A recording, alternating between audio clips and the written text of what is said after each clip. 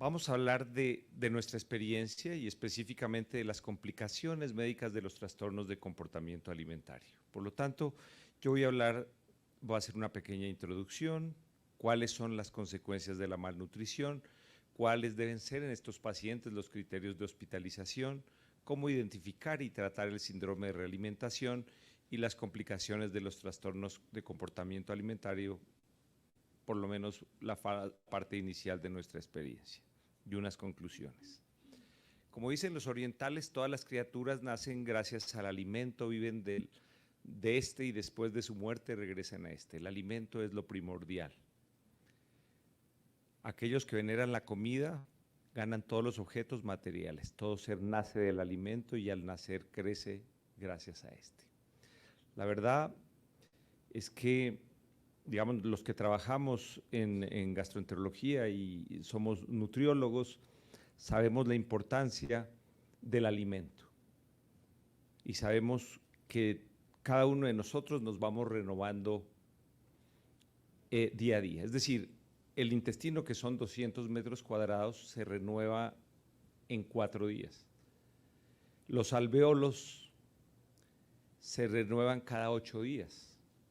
Nuestra piel puede durar cada 15 a un mes, se renueva. Por eso es que nosotros debemos alimentarnos bien todos los días. Es decir, hay días que comemos mal, pero en general debemos tener una dieta nutritiva. Una de las cosas más importantes que he visto, porque dicen que nadie sabe más que un niño con trastorno de comportamiento alimentario y de nutrición, porque tienen todas las APP y todos los sistemas para calcular nutrientes, es que la primera equivocación es que no saben qué es el metabolismo basal.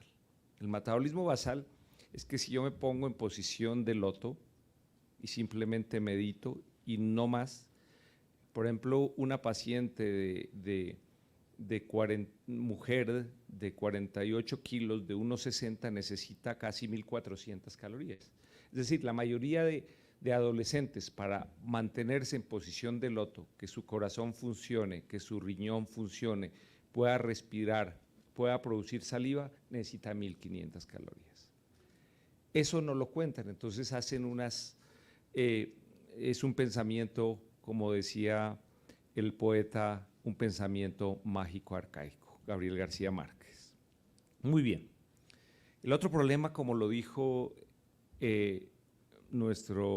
uno de nuestros psiquiatras, tenemos la ventaja de tener 4 psiquiatras infantiles en nuestra institución, el culto a la delgadez y la presión social. La aparición de los trastornos de comportamiento cada vez es más temprana, es la principal causa de muerte en mujeres de 15 a 24 años en países desarrollados asociados a suicidio, síndrome de realimentación y, como lo dijeron, el diagnóstico tardío. Pero lo más importante son enfermedades costosas, con altos costos de atención médica en Estados Unidos, más o menos $60,000 paciente año, porque viven consultando urgencias, múltiples hospitalizaciones, seguimientos ambulatorios costosos y sin un tratamiento adecuado.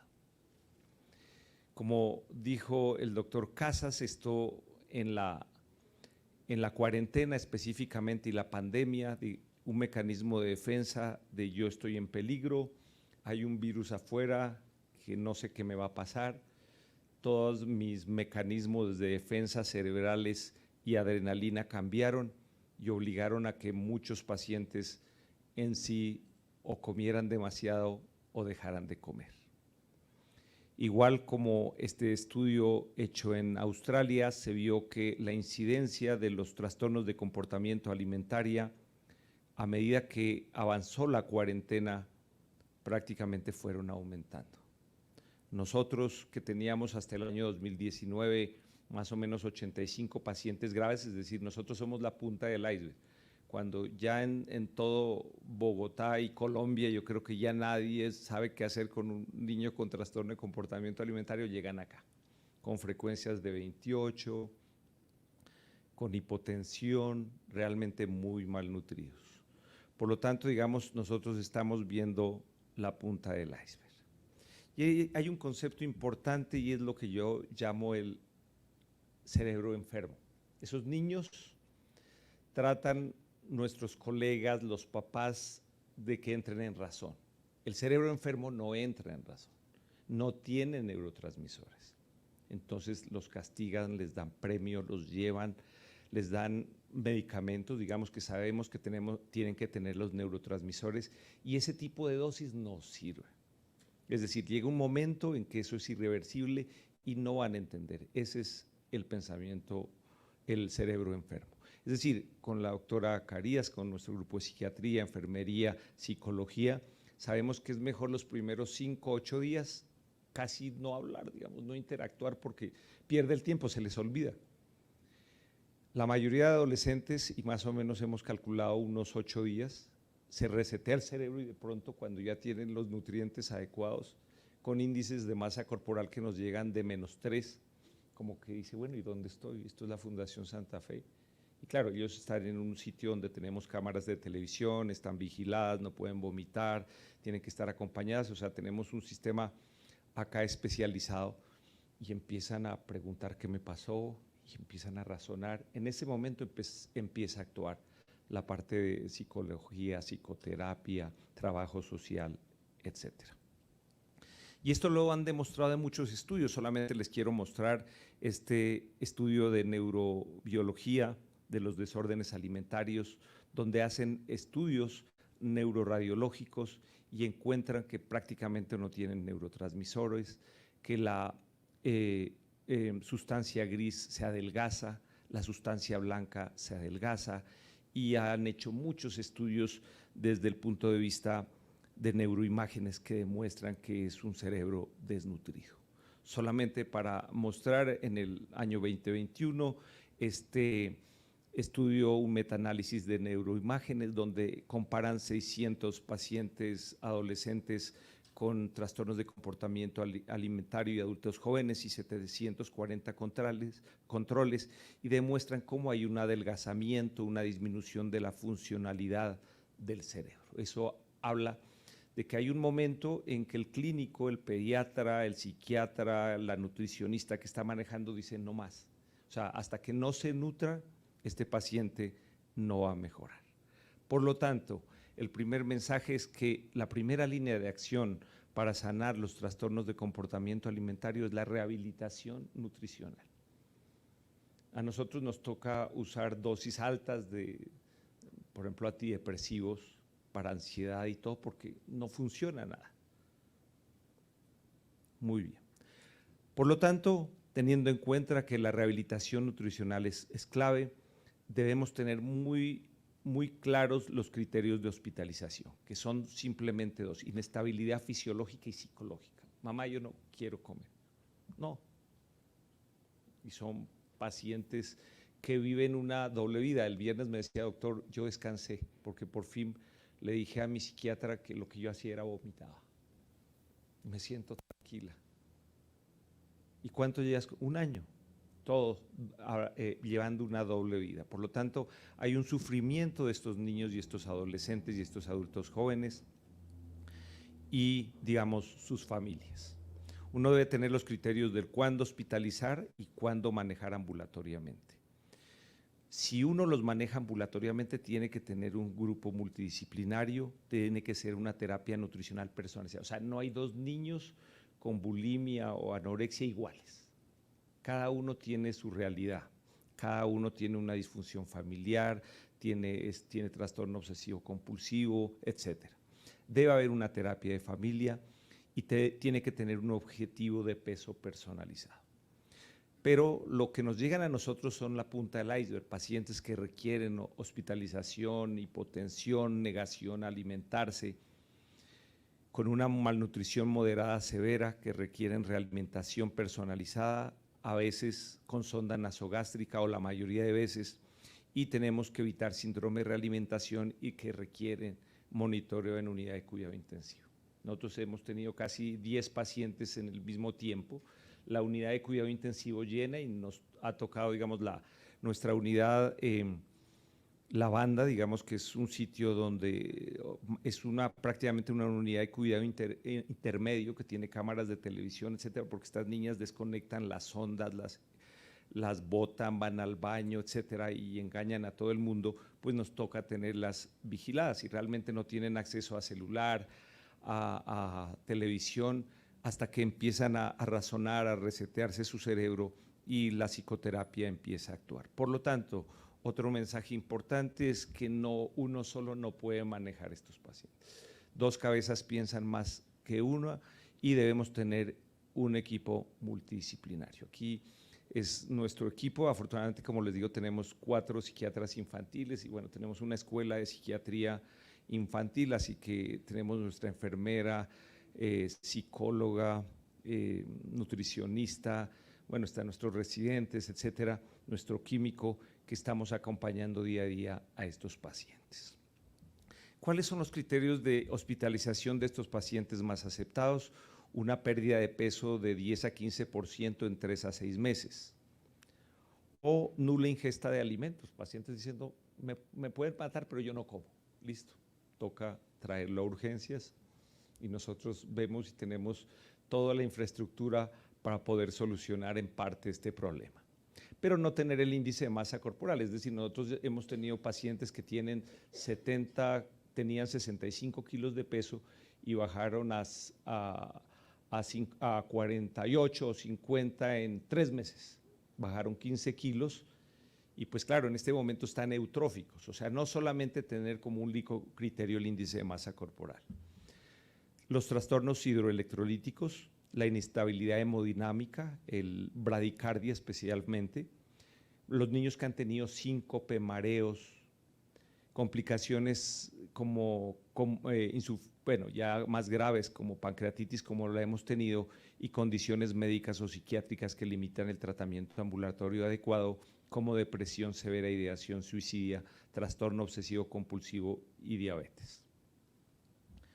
¿Cuál va a ser entonces el objetivo de la terapia nutricional? Disminuir el riesgo de mortalidad por desnutrición, mejorar el estado nutricional y normalizar las complicaciones secundarias a la desnutrición, retraso del crecimiento y retraso puberal o detenida en prepúberes, baja densidad mineral ósea, corrección de hipoglicemia, debilidad muscular, bradifrenia, hipotensión y mejorar el estado mental. Desafortunadamente, los trastornos de comportamiento alimentario suceden en el peor momento, que es entre los 9 años, ya tenemos niñas de casi 10 años que están llegando acá y nos ha tocado hospitalizarlas y que, claro, se desnutrieron demasiado, duraron casi un año por fuera y pues no van a alcanzar nunca la talla final de sus padres. Aquí está más específicamente, NICE habla de que un bajo riesgo, por ejemplo, de síndrome de realimentación son índices menores de 18.5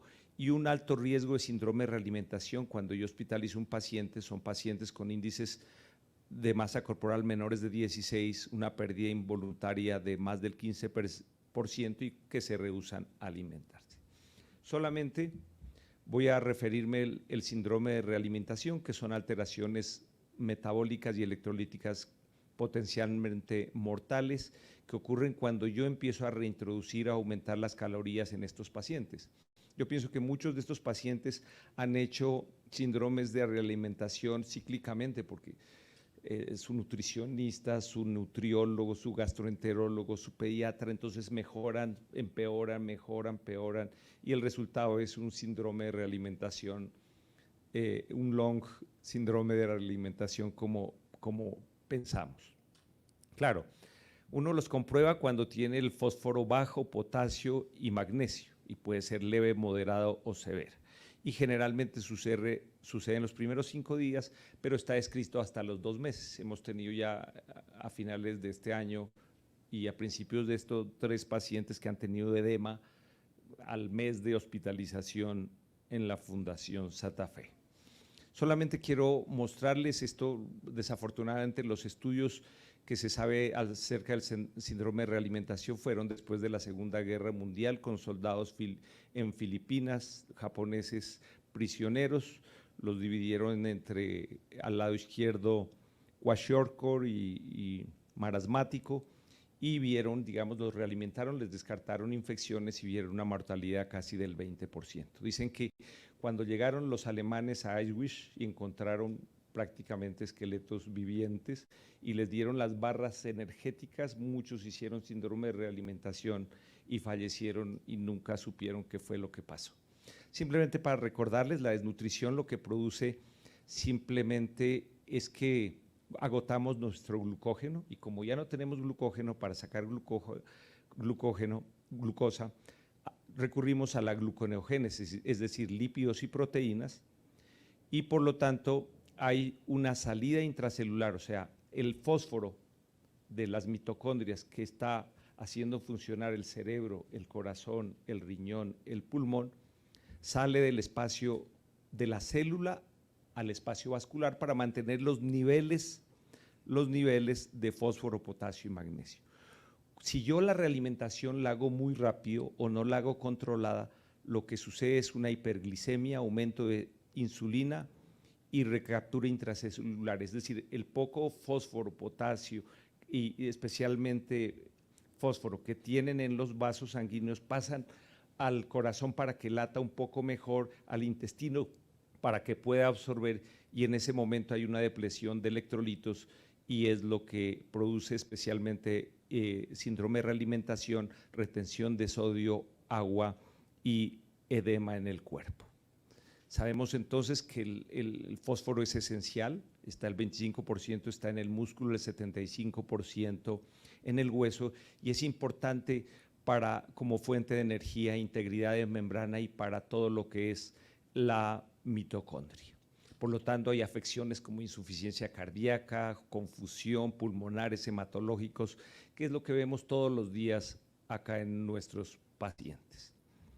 Solamente más o menos les cuento lo que hacemos. Nosotros, estos pacientes están monitorizados, muchos en cuidado intensivo o prácticamente el cuidado intensivo intermedio que tenemos en zona lavanda. Empezamos, digamos, por sonda nasogástrica en la mayoría, por ejemplo, nutrición enteral en la parte de abajo, y empezamos, y de pronto por lo menos los primeros 8 días toca tomar electrolitos casi diarios, baja el fósforo, nos retrocedemos o frenamos un poco, luego empezamos nuevamente, bajamos el fósforo, y cuando baja fósforo, magnesio, potasio, etcétera, o hay bradicardia o hay edema, pues bajamos nuevamente hasta lograr la parte nutricional. La mayoría de nuestros pacientes puedan tolerar. Todo esto se debe hacer en cuidado intensivo o intermedio. Simplemente para compararnos, nosotros seguimos mucho los grupos, el grupo australiano, el grupo alemán y el grupo de la Universidad de California en San Francisco. Y más o menos hacemos lo mismo, nosotros seguimos casi el mismo protocolo. La única diferencia es que ellos han empezado a usar magnesio para disminuir el riesgo de síndrome de realimentación, y lo empezamos a hacer desde el año pasado. O sea, nosotros con la doctora Carías y el grupo de nutricionistas y todo, y pues ya estamos esto en REDCap, que es vamos a comparar antes de usar magnesio. Y estamos viendo, pues nos da la impresión de que ya no vemos tanto síndrome de realimentación, más o menos desde agosto del año pasado que empezamos a usarlo, y vamos a ver antes y después a ver qué pasa. Entonces estamos usando sulfato de magnesio de 250 a 500 miligramos todos los días a estos pacientes. Desafortunadamente no les pude traer todos los resultados. Nosotros teníamos hasta el 2019 83 pacientes, o sea que eran la punta del iceberg, pero prácticamente solamente el año pasado tuvimos 50, es decir, nos faltan 3 años, más o menos calculamos unos 100 pacientes. Vamos a tener una estadística, como les digo, son pacientes graves, son niños que no los han podido, digamos, recuperar casi en ningún lado. Pero bueno, estos pacientes, 80% anorexia nerviosa, 6% bulimia, no especificado 14%, la mayoría deprimidos, con trastorno de ansiedad generalizado e ideación e intento suicida. Hay más o menos, la mayoría nos llamaba la atención que se les diagnosticó, digamos, cuando ingresaron acá. Las hospitalizaciones han sido de 1 a 77 días, que es proporcional la hospitalización a la severidad de la desnutrición. El 35% fueron a cuidado intensivo pediátrico, porque tenían desequilibrio hidrocolítico, especialmente bradicardia, convulsiones, pancreatitis. Hemos tenido todos los diagnósticos. Los índices de masa corporal 16.4 más o menos 2, desnutrición moderada severa el 50% y pues bueno, aquí están hipotermia, hipotensión, deshidratación, hipotensión, hipocalemia, aumento del QT, pancreatitis, síndrome de realimentación, en la parte inicial 80, pero ya con los diagnósticos más estrictos ya casi el 20%. Más o menos 17% síndrome de realimentación y ningún paciente afortunadamente ha fallecido en estos años. Estos son los pacientes que manejamos, por ejemplo, una paciente de 10 años, desnutrición, disfunción hepática, hipercolesterolemia, bradicardia, trastorno de ansiedad, síndrome de hematoso, hipofosfatemia, magnesemia, pero estos son los pacientes que tenemos normalmente hospitalizados con trastornos de comportamiento alimentario. Por lo tanto, y ya para terminar, para llevarse a la casa, el culto a la delgadez, la presión social y la cuarentena de la COVID-19 ha disparado esta nueva pandemia de trastornos de comportamiento alimentario con altos costos para el sistema de salud. Los pacientes con trastorno de comportamiento alimentario severamente comprometidos, nutricionalmente, hemodinámicamente y mentalmente, deben ser hospitalizados para un manejo multidisciplinario para prevenir desenlaces fatales. El 35% de nuestros pacientes requirieron ingreso a la UCI pediátrica por complicaciones como bradicardia, hipotensión, desequilibrio hidroelectrolítico y síndrome de realimentación potencialmente mortales, y la identificación temprana de los trastornos y sus complicaciones es esencial para iniciar un manejo multidisciplinario y prevenir desenlaces fatales. Muchas gracias.